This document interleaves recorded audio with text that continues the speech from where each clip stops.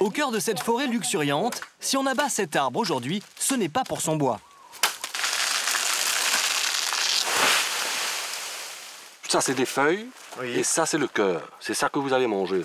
Originaires de Mulhouse, Alex et Claudine sont en vacances à l'île Maurice, chez Josette, qui tient une maison d'hôtes. Pendant 24 heures, elle va les initier à la cuisine de l'île. Et ça commence avec le cœur de palmier frais.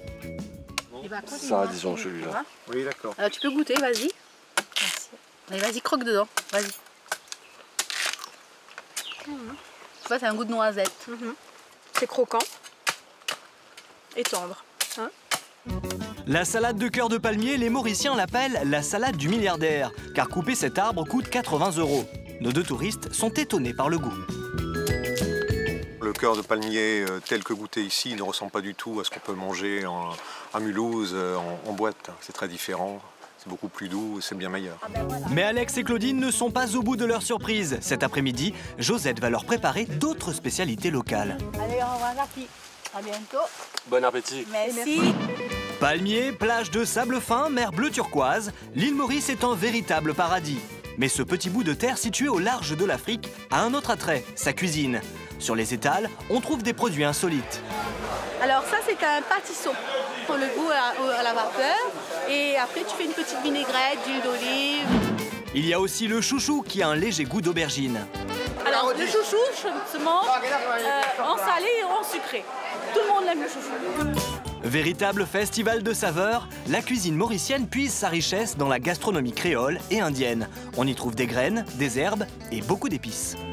S'il n'y a pas d'épices, pour nous, c'est fade. Dry curry de bœuf, fricassé de giromon ou crabe à l'étouffée, autant de recettes exotiques pour épater vos amis. Délicieux. Au pied de la montagne Le Pouce, une somptueuse demeure, vestige de l'époque coloniale. Elle a appartenu à la famille de l'écrivain Jean-Marie Leclésio. On peut la visiter, mais surtout y déguster des plats traditionnels préparés par le chef Yves. Bonjour. Ça va, ouais. Au menu aujourd'hui, le plat mauricien par excellence, le dry curry de bœuf. Derrière la fourchette, Benjamin, un Français qui a bien du mal à s'y retrouver dans toutes ses saveurs.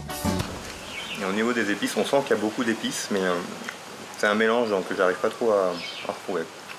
Mais c'est super bon. Et cette purée orange qui accompagne le plat, les Mauriciens l'appellent la fricassée de giromon. On dirait un peu comme de la citrouille. Presque. Le giromon, c'est cette sorte de grosse pastèque. C'est une sorte de légume. Ouais. En France, on appelle ça des tirons. Des pétirons, ici on appelle ça des giromons. Yves travaille depuis 10 ans derrière les fourneaux de cette cuisine construite en 1838. Ici, la fricassée de giromon est une véritable institution. Moi, le giromon, j'ai mangé ça avec ma grand-mère. Et j'aime préparer ça pour les gens. Ici à Maurice, les gens aiment manger des giromons.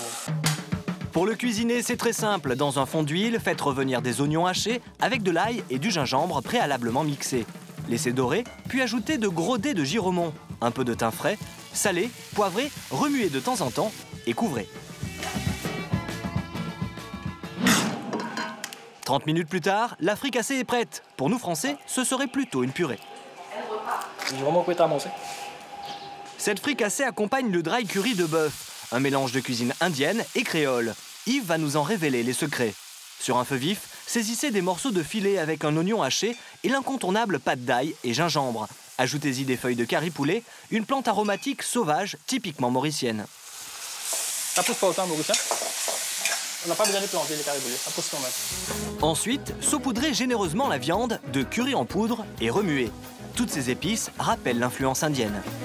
En fait, la cuisine mauricienne est un peu comme la cuisine indienne. Il faut mettre des masala, des caripoulets, ça donne du goût du porc. Enfin, la petite touche créole, des raisins secs macérés 2 semaines dans du rhum local. Ajoutez quelques croûtons, de la coriandre fraîche et c'est prêt. Ça, c'est le dry curry mauricien, c'est typiquement mauricien. Hein, qu'on mange souvent à Maurice. Hein. C'est super. Servi avec du riz, c'est un régal.